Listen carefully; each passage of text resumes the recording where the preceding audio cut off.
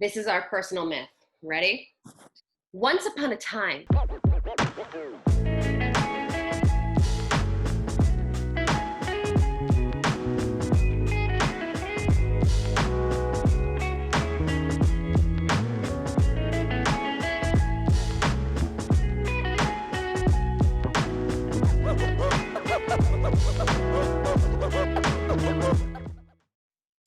Hey everyone, welcome back to Do What You Can for the People, the show that nobody asked for. Today I'm here with my beautiful and talented friend Alex. Alex is a permitted creative arts therapist and educator, and she's about an inch away from being an officially licensed drama therapist. She's gathered experience working with schools and children living with learning differences or emotional difficulties, as well as with adults living with chronic and persistent mental illness and addiction. So happy to have you on the show today, Alex. So happy to be here. So I brought Alex on the show to talk about anxiety and depression, which has been a chronic issue in our country and globally, but I think especially relevant today with what's happening with the pandemic. So we're just going to start off with a few facts that some of you may know, some of you may not.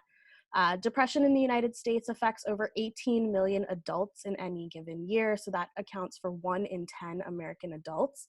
And it's the leading cause of disability for people aged between 15 and 44. I didn't know that. You didn't know that? I had no idea that that was the leading cause of disability. That's fascinating. Learn something new every day.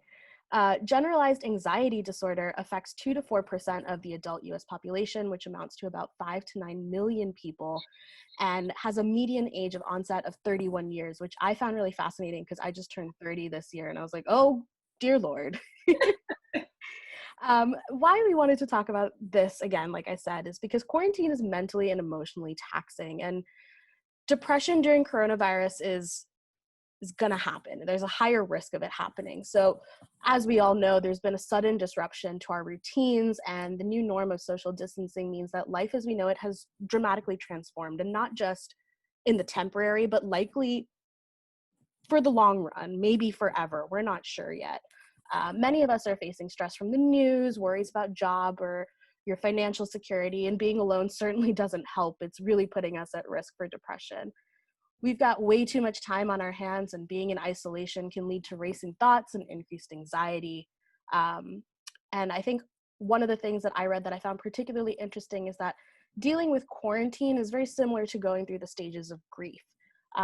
As I was preparing for this session, I realized that today, which is the day we're recording, was actually supposed to be my commencement day for my MBA program. And I've been really sad about it this week. It was supposed to be a week of celebrations with my peers. We've completed this incredible feat. You know, we finished 2 to 3 years of grad school. And after class, it ended up being me alone in my apartment, suddenly with a bunch of free time to feel my feels and process everything that's happened over the last 2 months. And it's been super tough. Yeah. I think that in itself is one of the hardest things about what's going on in the world right now, is the fact that we are alone with everything. That, like, you know, you're used to working with maybe your cohort or with your team at work or whatnot. And like, for those of us who are still engaged in school and work and these things, it's like we're doing all of it on their own. So there's not the support of your team. There's not the, you know, celebrations and or the ability to vent. And we're all just stuck inside with all of this, and it's a lot to process. It really is. It is. And even going outside, like, especially because you live in New York City and I live in Jersey City, but I've heard what it's like in Manhattan.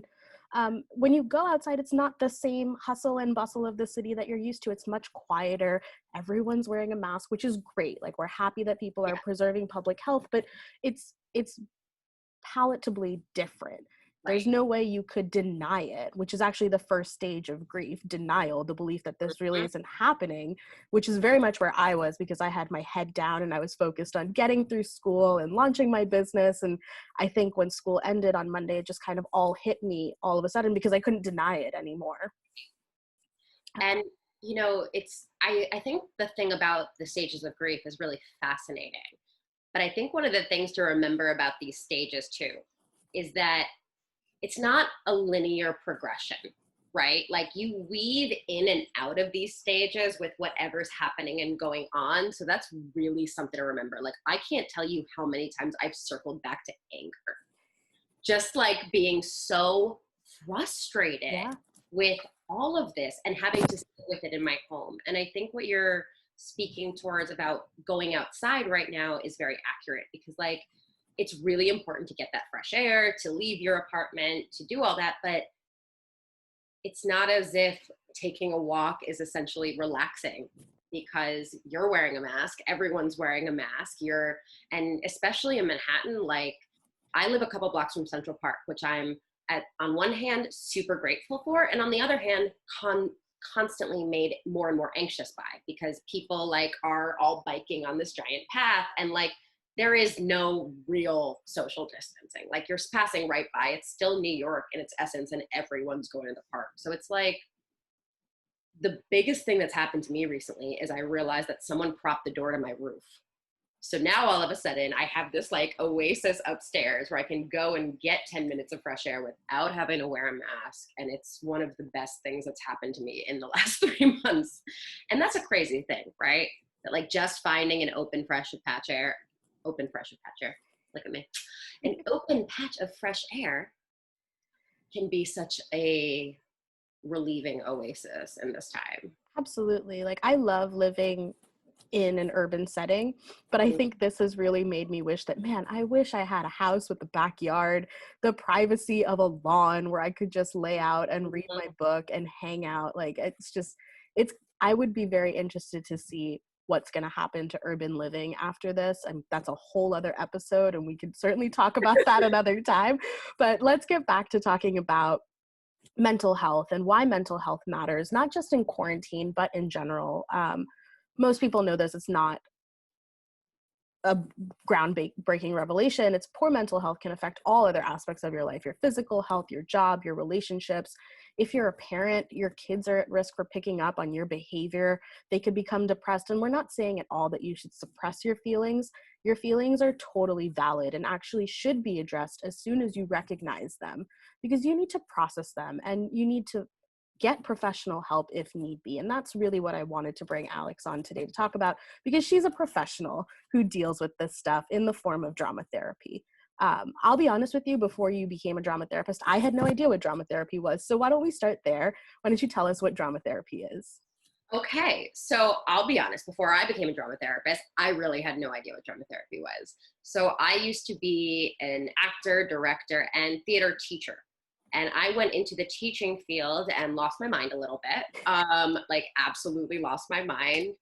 Not because teaching itself was awful, but because the system is really problematic in a lot of ways. And I was in a lot of stress. So when I left teaching, I knew that I wanted to do something that still had my creative aspirations involving theater, but also did something to help people, but wasn't based in instruction, wasn't based in like having to meet certain criteria every year and certain goals and certain really test scores. Let's be realistic.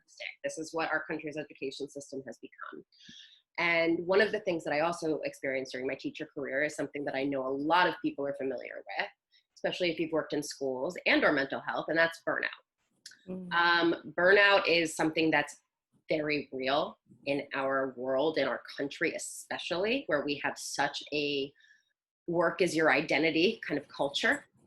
And so I really, in becoming a drama therapist, I actually went through a process that was really healing for me. And I'll be honest with you, I don't know how to fully answer the question, what is drama therapy? Because I could talk to you about it for days. There are so many different modalities. There are so many different ways of doing it. But the simplest answer I can give is this.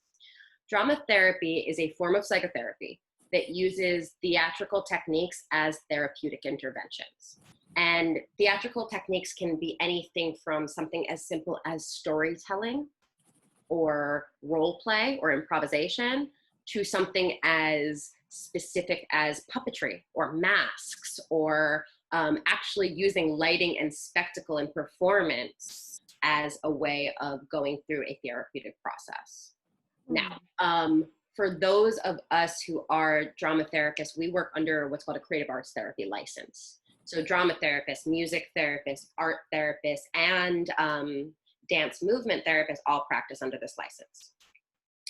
So within a clinical setting, I really try to call myself a creative arts therapist because I'll be honest with you, most clinical settings don't give the space for like full drama therapy sessions. And not just the space, the funding, the materials, the everything you need, right? So I do a whole lot of different stuff.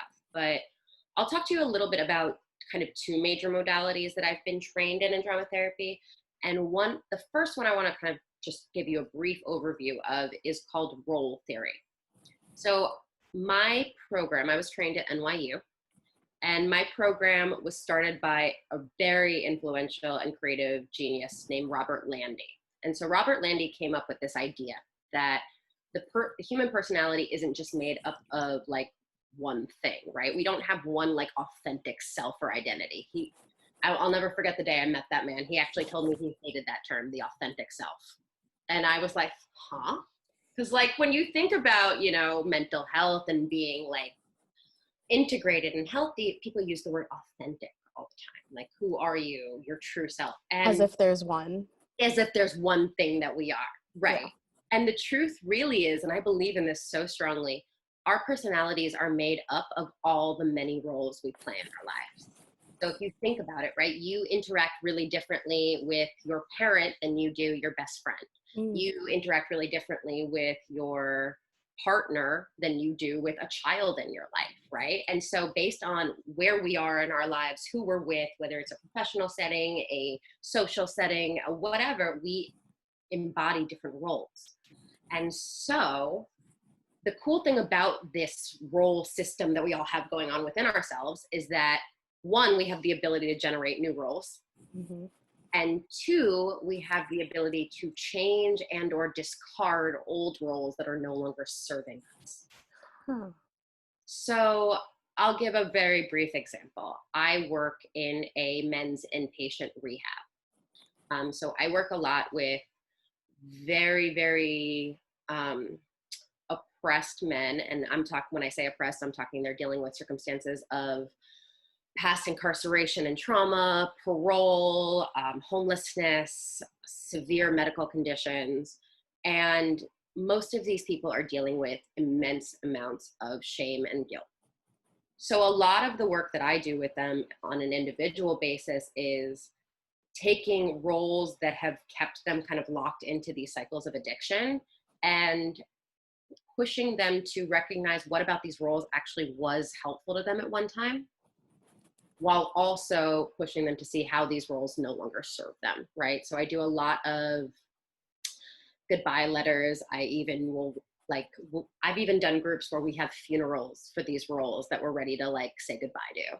And it's a really powerful process of being able to recognize, okay, in some ways my addiction may have helped me survive, but if I keep engaging in the behaviors that this role plays, I'm gonna kill myself.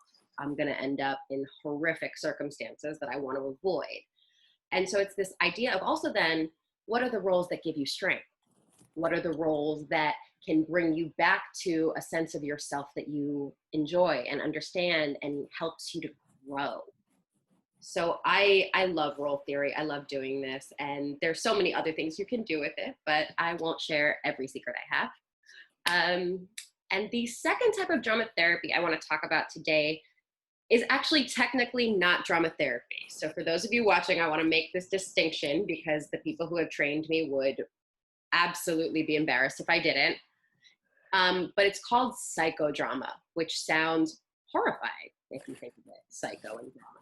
But don't think about it too hard. But if you look at it from an etymology perspective, it's the drama of the mind and soul. That's what psyche means, right?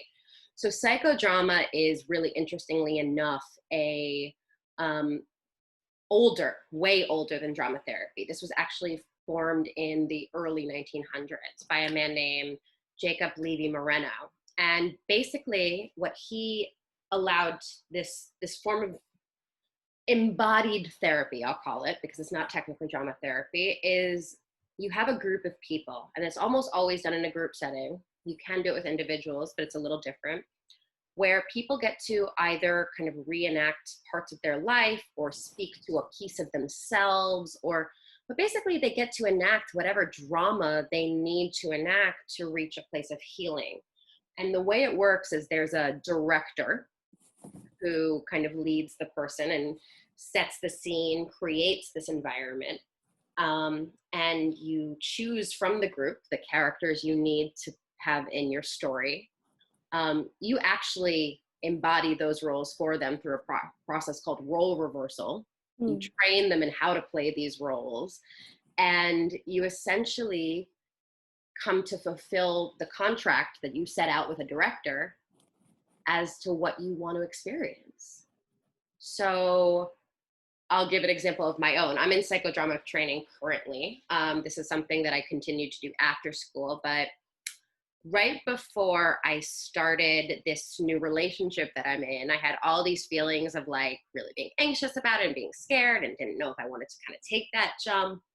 And what I did was, in this psychodrama group, I had a contract with the group that I just wanted to like get to know like the different aspects of his personality a little more to see if this would be a good thing for me. So I trained 3 different people in my group in how to play different aspects of this person who's now become my partner and someone who I'm very in love with. And it was actually so much fun, like to just get to like play out these potential experiences I might have.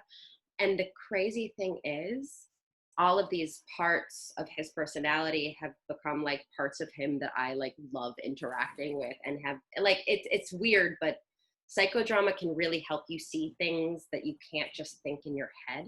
Yeah.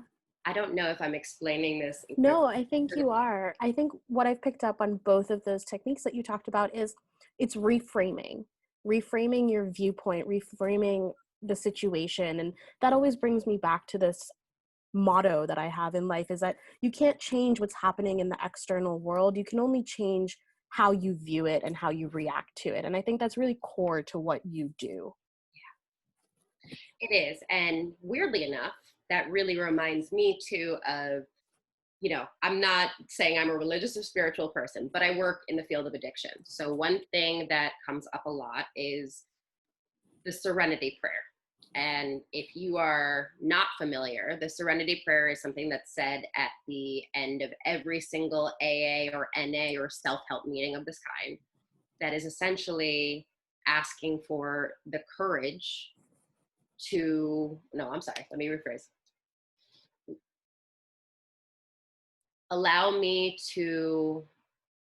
It's basically asking you to I don't know the words exactly, but let go of the things that you cannot control, to give you courage to change the things you can, and the wisdom to know the difference. And I think especially right now, this is so key, because there's so much that's out of our control.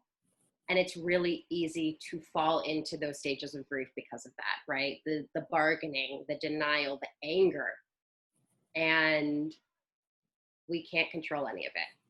No. We can't control us. We can control ourselves and our mindsets. And so reframing, as the word you use, is such a good way of putting it, because all we have to be doing is constantly reframing, constantly practicing gratitude for what we do have in these times, which is a lot, actually. Yeah. And I think that's a great way to think about it. So just getting back to some of our notes for this call, we talked a little bit about how these tools are appropriate for anxiety, depression, and trauma. Is there anything that you wanted to touch on there that we may have missed just now? Absolutely. So anxiety is essentially, right, excessive racing thoughts or worrying to the point where it really impedes your functionality, your ability to get the things you need to get done in life. And I think, and I'm talking about anxiety, depression, and trauma here, we throw these words around very lightly. We really do. We do. We can be like, when we're stressed, often we're like, oh my God, I'm so anxious. Stress and anxiety are very different things. We all experience stress. We all get worried, right? But what you want to remember about anxiety is can feel like the point to where you can't slow down your thoughts enough to even think them through. where you are so worried about something that you all of a sudden recognize that you've been sitting somewhere for 2 hours and haven't done anything. Or even just total procrastination, right? Sometimes we're so anxious that the thoughts aren't even racing. We're just like, nope. Can't deal with it. We binge the Netflix or the wine or the whatever it might be, right? Yeah. And push it and push it and push it away because we cannot deal. So in terms of anxiety, here's a few kind of creative arts therapy things that I like to engage in and that I think can be really helpful. For one thing, engaging in any kind of guided imagery exercises or mindfulness meditations, that's a huge, huge help for anxiety, right? One thing that I really like to do when I'm feeling extremely anxious, especially at work, is I'll do a little guided imagery exercise with myself that I'll just kind of take a moment. Usually I'll try to go to a bathroom or something, especially if I'm work, because just to get some space of my own for a minute. And I'll envision an ocean with lots of sailboats sailing through. And on every single sailboat, I place one thing that I'm just worried about. I love that. Yeah. And just, I watch the sailboats float off into the horizon and just one by one. And I'll take like 2 minutes to just deeply breathe while I do this. And this is a really helpful, just kind of guided imagery. And it could be whatever. It doesn't have to be sailboats, right? I actually stole this from a mindfulness meditation that I was leading once. And this was having leaves on a stream. I like the ocean, so I made it up, right? But whatever you want to do with it, it's some idea about how do you have this idea about there are your worries, they're still there, but you can let them go for the time being just to focus on what you need to do. And it's a little bit more instructive than just go to your happy place. Like, that's never resonated with me. I really like the idea of going to a happy place, but doing something there to like mitigate your anxiety. That's really wonderful. The other thing I'll really suggest is, and I mentioned mindfulness, but mindfulness meditations are huge. Learning how to be present with what you're going through rather than pushing it away is something that I'm really working on too. Like, and don't get me wrong, we all say mindfulness and meditate like it's something easy. It's so hard. It's so hard. So if you sit there and are like, oh, fuck, I'm so bad at meditating, that's okay. So am I. Like, I'm so bad at it. And I run meditation groups every week, right? The first time I tried to meditate, I straight up fell asleep. And I thought that there was something wrong with me because I was like, why can't I do this? But I realized it was quite normal actually to fall asleep. So normal to fall asleep, and it's also so normal to like give up after 5-10 minutes. 100%. Because you're just like, ugh. But the piece of mindfulness that I really like too is when it connects with your physical body. So doing something like a body scan or progressive muscle relaxation is a hugely helpful tool for anxiety. Because the other thing that happens with anxiety, rather than just the racing thoughts and excessive worrying, is we store anxiety and tension in our bodies. Oh gosh.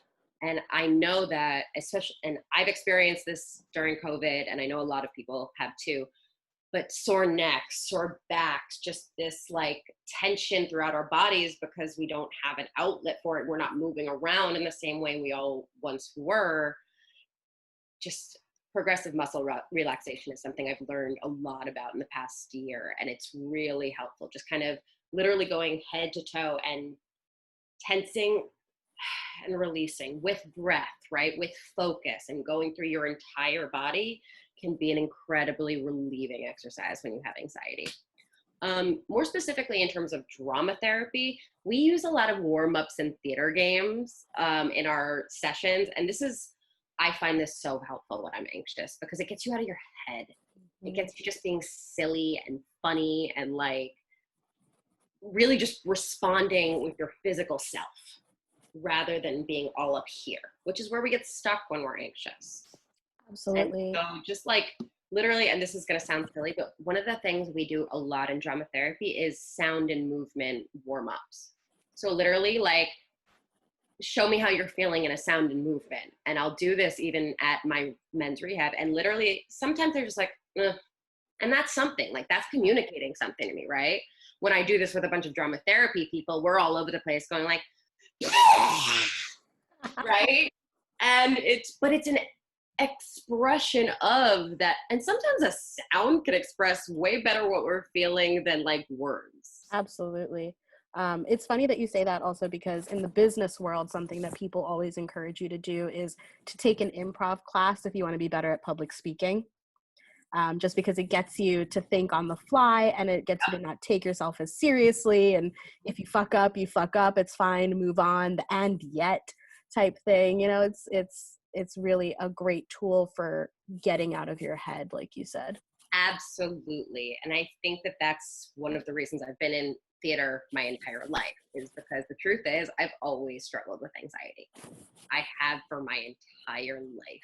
And whether I was choosing to recognize it or not, right? Theater allows you an escape from your current reality. It allows you to be someone else, play someone else, feel like you can be in a different space and time in the same space and time you're in. And so in that, like, and let's be real, we're all finding different forms of escapism right now. We're all Netflix binging. We're all in Zoom calls all day, right? We are not in the reality that we're in. Because fuck this reality. Right? It's awful. It's terrible.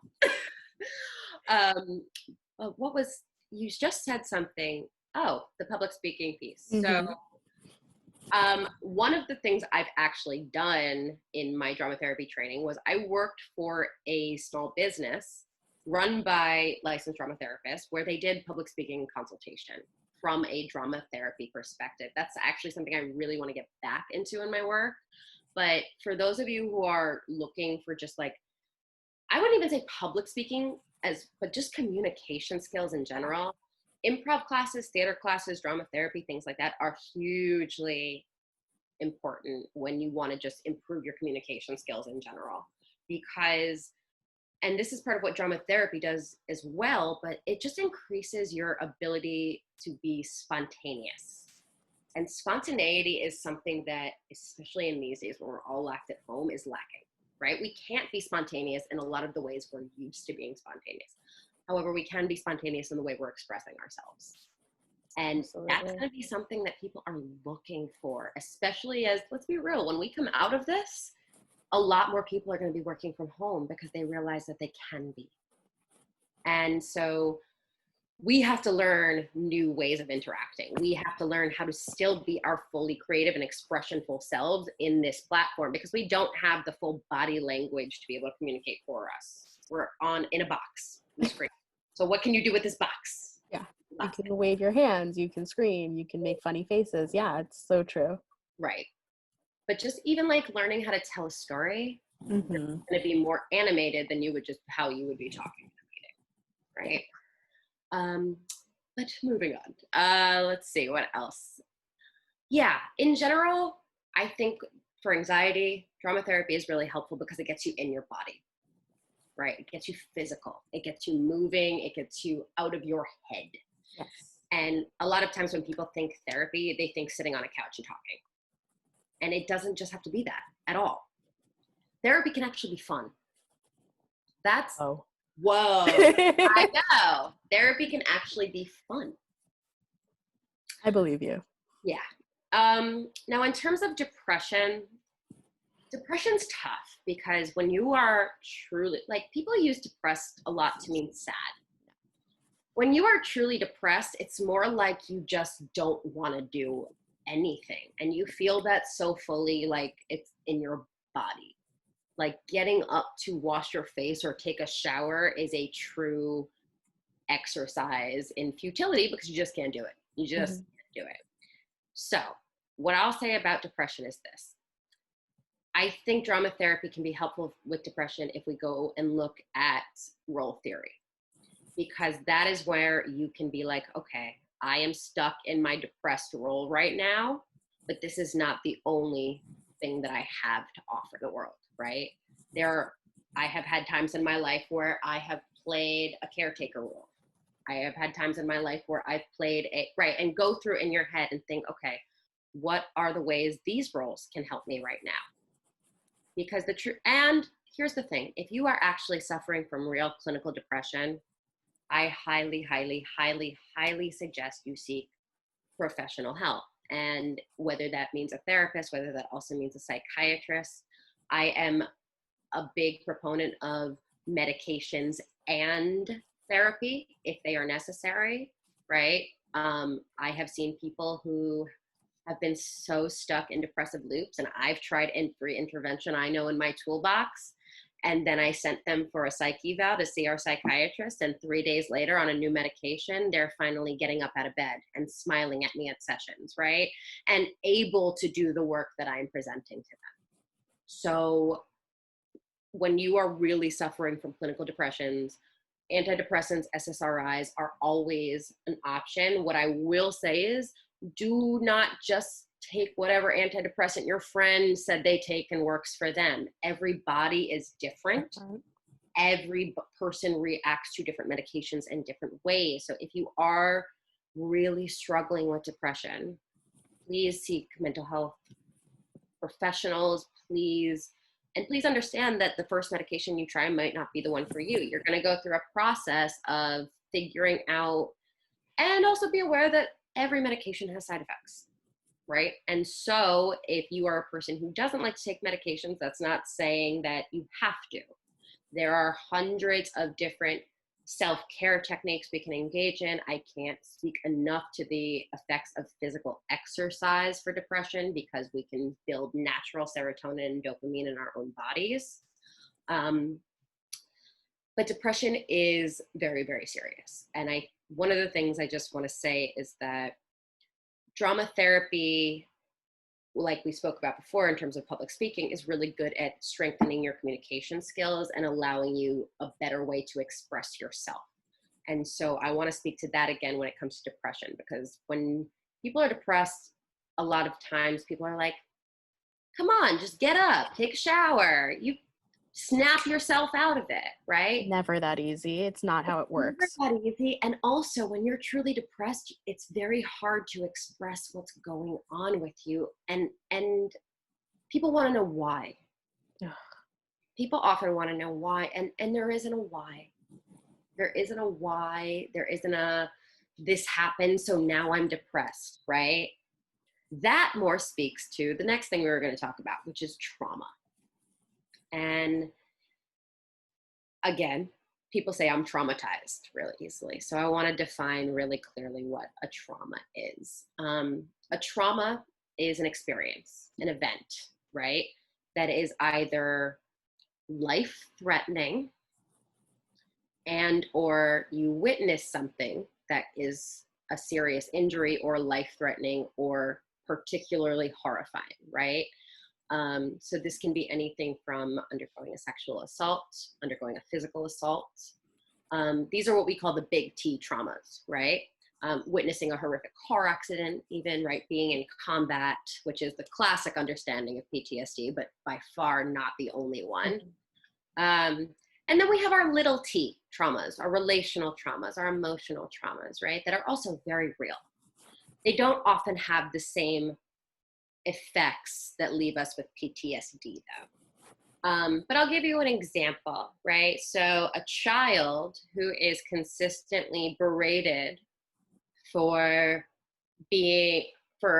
breaking things or dropping things or being clumsy, right, is going to have a reaction for probably a very long time to dropping things or breaking things, and think that everyone around them is going to be all on top of them, right?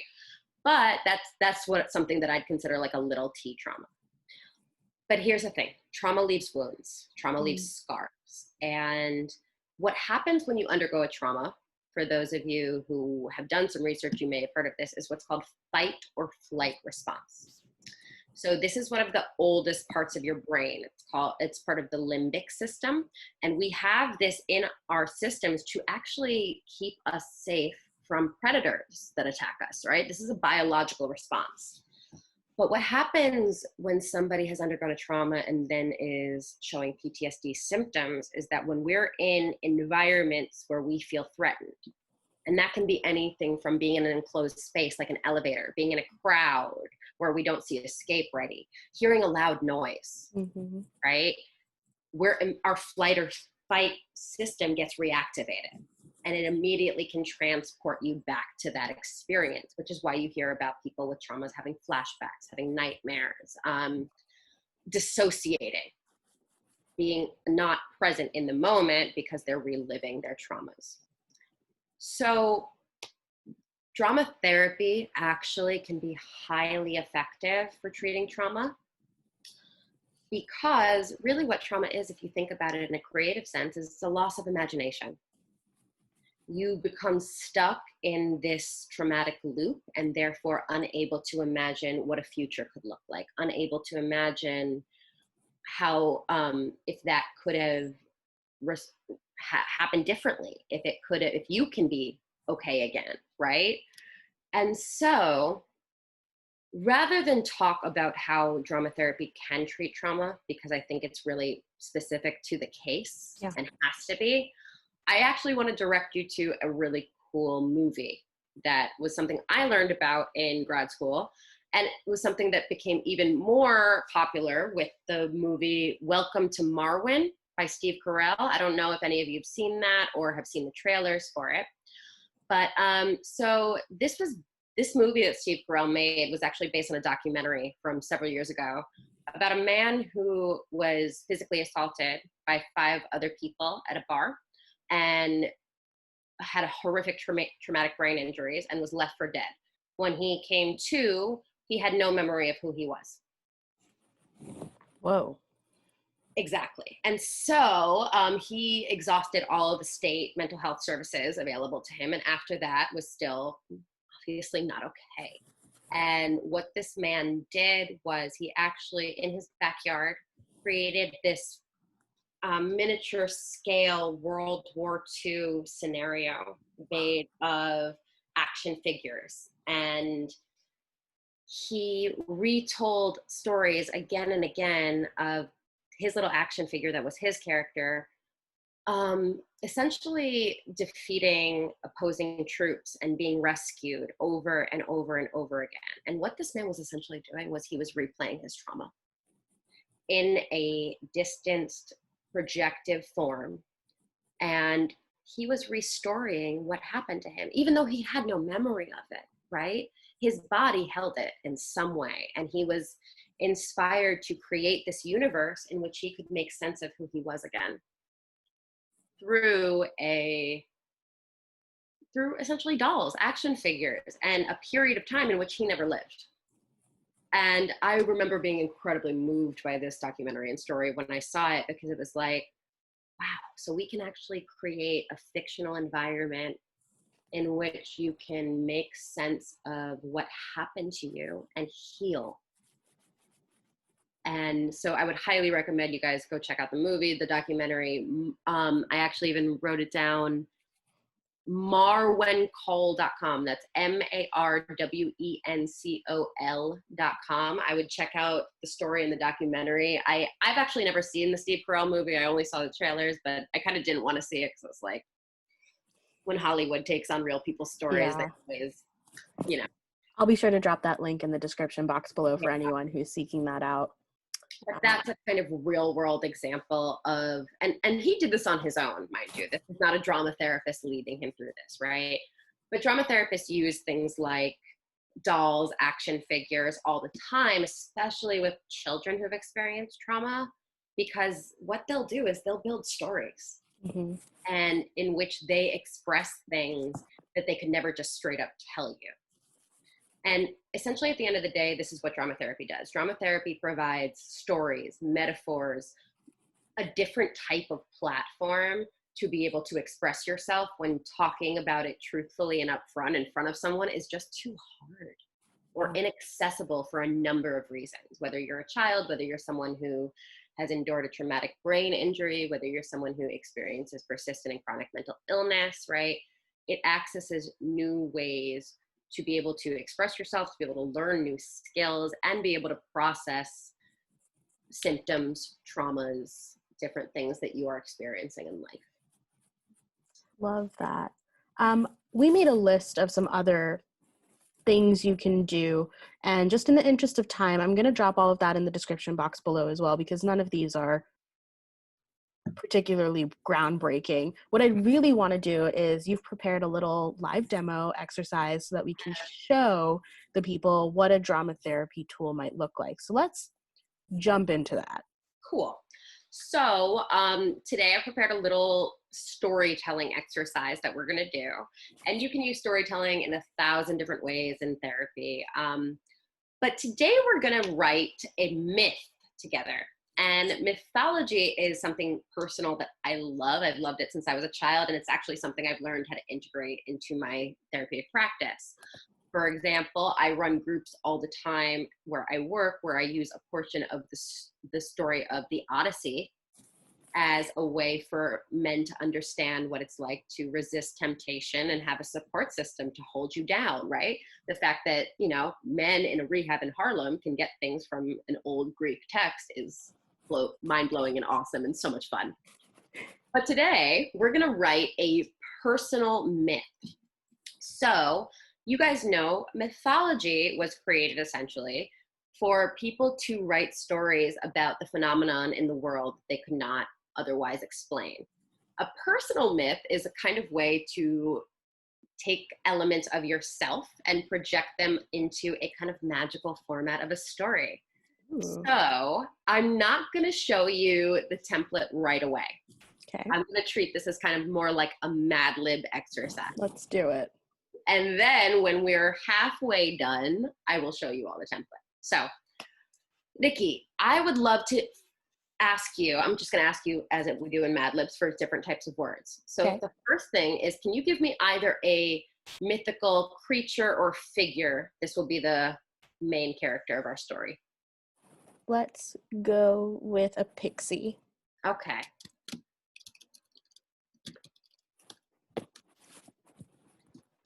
Sorry, typing and computer things aren't working. Okay. Pixie. And a name, please. Priscilla. Good luck spelling that one. I'm a good speller.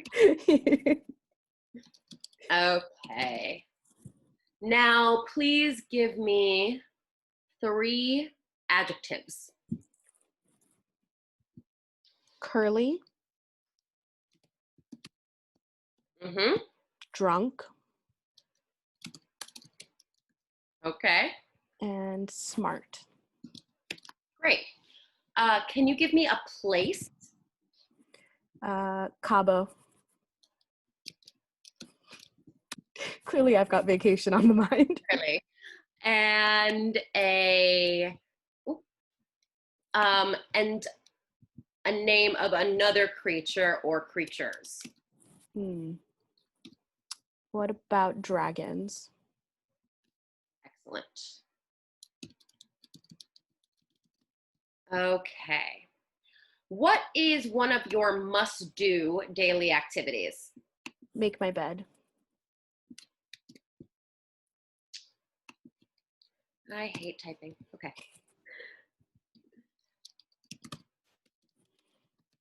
And what is your favorite thing? Like ever? To do, or what's your favorite thing about your life? Working in sustainability. Okay.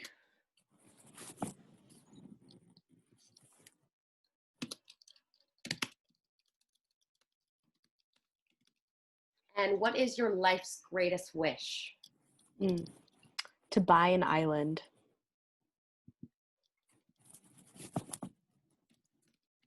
And what is your greatest obstacle towards buying an island? Is money too cliche? Up to you. It's your personal myth, your story. Yeah, let's go with money. I'd need a lot of money.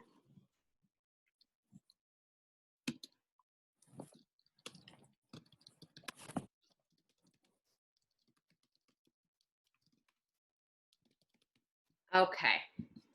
So can you give me another activity that you would like to engage in? I would like to adopt 5 dogs. Oh, sorry. An activity you regularly engage in. I regularly engage in. I make coffee. Is that too basic? Nope. And last but not least, a big life-changing event. trying to not go for the obvious. Life-changing event, the birth of a child.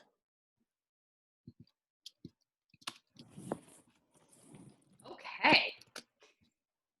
So the first half of our story is done. Now this is Okay. the fun part. All right, guys. So I am going to now share this with you guys. All right. So,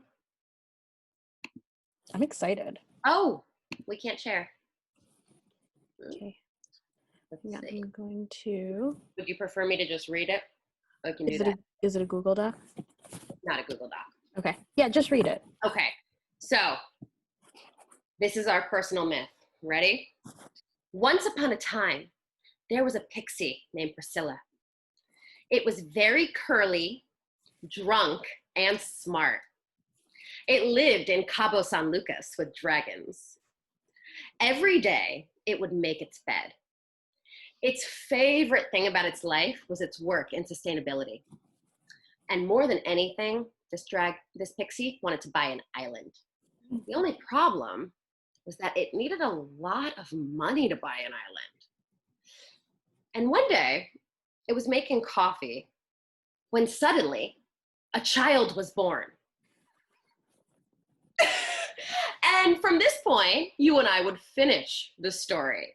Oh So, my goodness. exactly. So, Nikki, how is our pixie Priscilla going to solve its problem of a child being born and not having enough money to buy its island? Oh geez.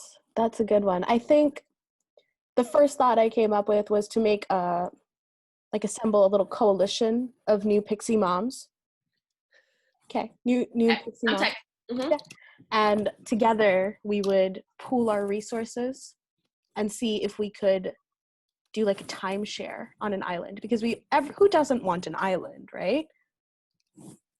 And maybe we could all take turns visiting it, or maybe we could like have an annual trip, all of us pixie moms, and we would go and rent an Airbnb on an island and just kind of find the happy medium. Because also I think the shift in perspective there is like, oh shit, I have a pixie baby now, maybe buying an island isn't the best idea, but why wouldn't I still treat myself to an island vacation every once in a while? So as a therapist, I would process some of this with you, right? I would say, so let's think about this in relation to what's going on in the world, right? To be realistic that all the things we really want right now aren't attainable, but what can we do with our community to be able to coordinate, to be able to get help, right? Because clearly this is too much for you to take on all on your own, right? And so we would look at some of these themes, right? There's a longing for connection here. There's a longing for some big change, and recognizing that the goals we might have had before might not be, or might need to be edited as we move forward in this new world with our new, what's the word I'm looking for? Responsibilities. Responsibilities, and also I think just what I took away from what I said was holding on to one idea of what your life should be like isn't healthy, it isn't good. And if you don't adjust and shift and try and find the positive and ways to incorporate your dream and adapt it into the reality that you live in, then you're not going to be a very happy person in the long run. Mm-hmm. And I might also ask you, right? Because when I asked you about a big life-changing event, one of the first things you said was, okay, I'm trying not to go for the obvious here. But why? Why not? What was the obvious thing that immediately popped into your head? Coronavirus. Right, that was avoided, right? So then even just in the process of creating the story together, picking up what you're, the first thing that pops into your head, what you're saying, why you put down what you did and what that means to you, right? We might explore the child in this more if this was a full therapy session, right? But you see how much can come out of just like a simple, very simple template of a story. Yeah, that was super fun. That was fun. It could have gotten so much worse. I'm glad that knowing the two of us, that absolutely could have gotten worse, but I think with that, I'll just say that this has been really insightful and helpful, and I'm so grateful for the incredible work that you're doing, Alex, every day. It has never been more important, I think, in the world to have people like you who are finding creative ways to help people deal with all this really tough shit, to be quite honest. I'll be including links and details for everything that you mentioned in the description box below, as well as ways for people to find you and get in touch. But is there any closing words that you might have? Yes. So this is a period of significant isolation.